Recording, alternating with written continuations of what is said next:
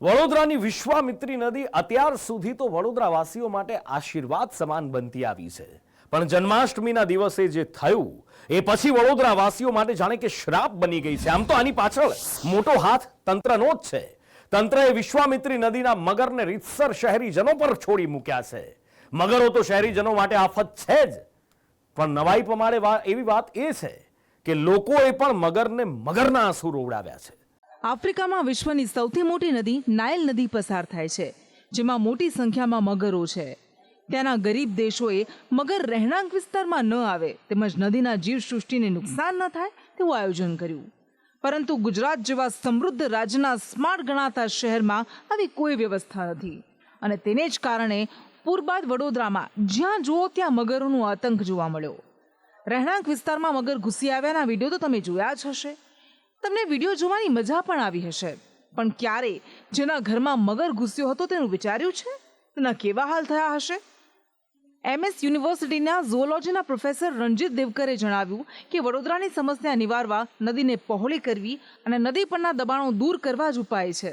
જો વ્યવસ્થિત રીતે મેનેજ કરીએ તો અંદર આવેલા તમામ જીવો વ્યવસ્થિત મેનેજ થઈ શકશે। હું આમાં કોઈ કોન્ટ્રાવર્સીની વાત કરવા કરતાં હું સાયન્સની વાત કરીશ કે સાયન્ટિફિકલી આપ જુઓ તો ઘણી બધી mismanagement when it comes to land use, land cover, it has been seen in the Vishwamitra riverine ecosystem. વડોદરાના ડેપ્યુટી મેયર ચિરાગ બારોટ પણ સ્વીકારી રહ્યા છે કે આ વર્ષે પૂરને કારણે વડોદરામાં બહુ ખાનાખરાબી થઈ છે। વડોદરાનું તંત્ર નદીના પટમાં થયેલા ગેરકાયદેસર બાંધકામ પર હથોડો ચલાવશે। નદી ઉપર જેટલા પણ ગેરકાયદેસર દબાણો છે, અને હું તો કહું છું કે કાયદેસર હોય પણ જો નદીને નડતા હોય તો એને પણ તોડી નાખવા જોઈએ અને કોઈ પણ ચમરબંધીને છોડવો ના જોઈએ એવું મારું મંતવ્ય છે, અને આગામી દિવસોમાં આ એક્શન વડોદરા શહેરના લોકોને દેખાશે। મગરો રહેણાંક વિસ્તારમાં આવવા મામલે વડોદરાના વન વિભાગના ફોરેસ્ટર મનુભાઈ નિજામાનું કહેવું છે કે સામાન્ય ઋતુમાં મહિને 2 કે 3 મગર નદી બહાર શિકાર માટે આવે, પરંતુ આ વર્ષે પૂરને કારણે 47થી વધુ મગર રહેણાંક વિસ્તારમાં ઘૂસ્યા હતા। પૂરના પાણી સાથે મગરો આવ્યા, પણ પાણી ઓસરતા મગરો જે તે વિસ્તારમાં જ રહી ગયા। વિશ્વામિત્રી નદી આખી પાણીથી ફૂલ ભરાઈ જાય અને આજુબાજુ પાણી જતું રહે, પાણીની સાથે સાથે મગરો બહાર જતા રહેતા હોય છે। જેમ પાણી ઉતરે એમાં પાછા પરત એવા ત્યાં નદીમાં જવા માટે થોડી દૂર રહી જાય છે, એટલે પબ્લિકને દેખાઈ જાય છે કે ભાઈ મગર રહી છે, અને પબ્લિક અમને રેસ્ક્યુ સેન્ટરમાં ફોન કરે, એટલે ફોનથી દ્વારા અમે મગરને રેસ્ક્યુ કરી પરત એને વિશ્વામિત્રીમાં મુક્ત કરીએ છીએ। મગર એક્સપર્ટ કહી રહ્યા છે કે વિશ્વામિત્રી નદીના ખસ્તા હાલથી શહેરીજનો માટે મગર મુશ્કેલી બન્યા છે, તો મગરો માટે વડોદરાના શહેરીજન? નદી પર થતા અતિક્રમણથી સરીસૃપ સૃષ્ટિને પણ મોટું નુકસાન થઈ રહ્યું છે।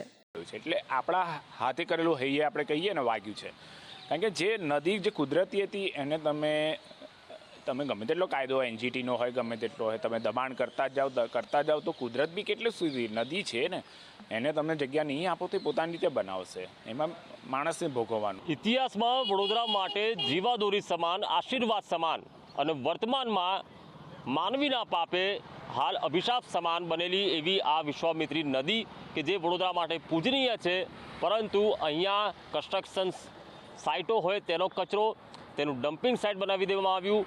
લોકો દ્વારા પણ અહીંયા જે પ્લાસ્ટિકનો કચરો વિશ્વામિત્રી નદીમાં ઠાલવવામાં આવે છે, તમામ કચરો જે ઠાલવવામાં આવે છે તેનો રોષ વિશ્વામિત્રી નદીએ 26મી તારીખે વડોદરા પર ઉતાર્યો, અને આ રોષ ઉતારતા જ વડોદરા પાણીમાં ગરકાવ થઈ ગયું। ત્યારે હવે રાજ્ય સરકાર દ્વારા 1200 કરોડનો પ્રોજેક્ટ હાથ ધરાયો છે। રિસર્ચ કરનારા એવું કહે છે કે વિશ્વામિત્રી નદીને ફક્ત પહોળી કરવાની જરૂર છે, અને સાથે જ ચોમાસાના પૂર્ણ થયે 2 મહિનામાં આ કામગીરી કરવી જોઈએ। ત્યારબાદ સરીસૃપો વિશ્વામિત્રી નદીમાં ઈંડા આપતા હોય છે, એટલે કે જે મગરો છે તે ઈંડાઓ આપે છે, અને ત્યારબાદ જો આની અન્ય સાફ સફાઈ કે કામગીરી કરવામાં આવે તો સાફ કરનારા પર બી હુમલાની શક્યતા છે અને વન્યજીવોને પણ નુકસાન થાય તેવું હાલ લાગી રહ્યું છે। ત્યારે હજુ તો મૌખિક 1200 કરોડ મંજૂર થયા છે, ત્યારે આવતા વર્ષે શું આ પ્રોજેક્ટ હાથ ધરાય છે, અમલીમાં આવે છે, 1200 કરોડ ક્યારે આવે છે, ત્યારે વિશ્વામિત્રીને અને મગરને પણ ક્યારે ન્યાય મળે છે, અને સાથે જ વડોદરાવાસીઓને કેવી રીતે વેરાનું વળતર મળે છે તે જોવું રહ્યું। કેમેરા પર્સન નિકેશ વણંદ સાથે કુણાલ શર્મા, સંદેશ ન્યૂઝ, વડોદરા।